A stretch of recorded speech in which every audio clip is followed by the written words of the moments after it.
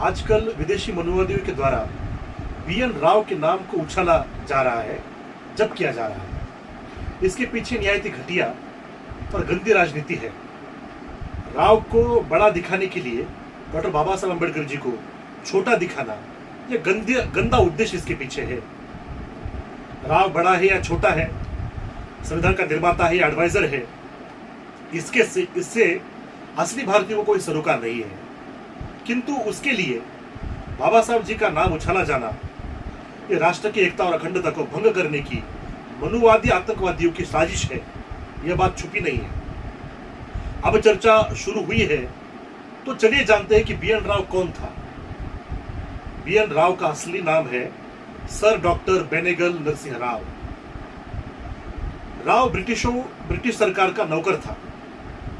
BN Rao की दी हुई विशिष्ट सेवाओं को मद्देनजर रखते हुए ब्रिटिश सरकार ने उन्हें नाइटहुड यानी कि सर की उपाधि प्रदान की थी। भारतीय प्रश्नों पर ब्रिटिशों को ब्रीफिंग करना उनकी सेवाओं का तात्पर्य था। साइमन कमीशन के दौरान राव ने ब्रिटिशों को सेवाएं दी। संविधान सभा जब बनी थी तब वह सार्वभौम नहीं थी। कैबिनेट मिशन के अंतर्गत संविधान सभा को ब्रिटिश सरकारी सेवाएं देने के लिए जो नौकर नियुक्त किए गए थे उनमें से राव एक था। अर्थात राव एक बड़ा बुद्धिमान व्यक्ति था, इसमें कोई दो राय नहीं है। किंतु ब्रिटिश सरकार की मंशा का ड्राफ्ट देने का जिम्मा राव पर था। क्या था उस ड्राफ्ट में? कॉपी पेस्ट 1935 के भारतीय संविधान यानी उस समय का कानून जो था, ब्रिटिश इंडिया एक्ट जो था, उसका कॉपी पेस्ट। हालांकि इतिहास के जानकार जानते हैं कि 1919-1935 के संविधान, उस समय के एक्ट बनाने के अंदर डॉक्टर बाबा साहब अम्बेडकर जी के तत्व शामिल थे। यानी राव ने ब्रिटिशों के कहने पर जो कॉपी पेस्ट दिया वो भी मूलतः डॉक्टर बाबा साहब अम्बेडकर जी के 1919-1930 राउंड टेबल कॉन्फ्रेंस जो हुई थी और 1935 के संविधान की कॉपी थी।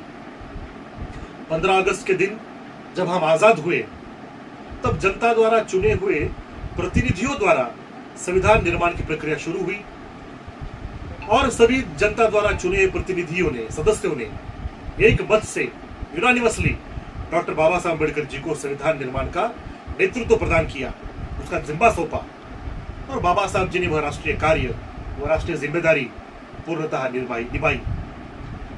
सर बेनेगल राव भारत छोड़ करके ब्रिटिशों द्वारा स्थापित अंतर्राष्ट्रीय इंटरनेशनल कोर्ट ऑफ जस्टिस में वहां पर उन्होंने सेवाएं प्रदान की और देश के बाहर ही खुद का देह त्याग दिया।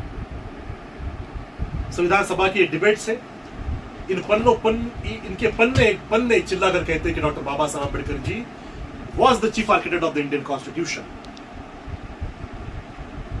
लास्ट में मैं कहना चाहता हूं मनुवादी आतंकवादियों को एक सवाल आपके सामने प्रस्तुत करता हूं।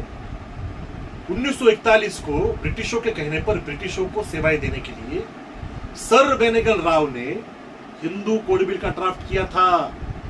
इसका आंसर मनुवादी आतंकवादी क्या देते हैं, इसको मैं जरा सुनना चाहूंगा आने वाले समय में। बस इतनी बात आपके सामने मैं प्रस्तुत करना चाहता था। सभी को जय भारत, जय मूल निवासी, जय भीम, जय संविधान।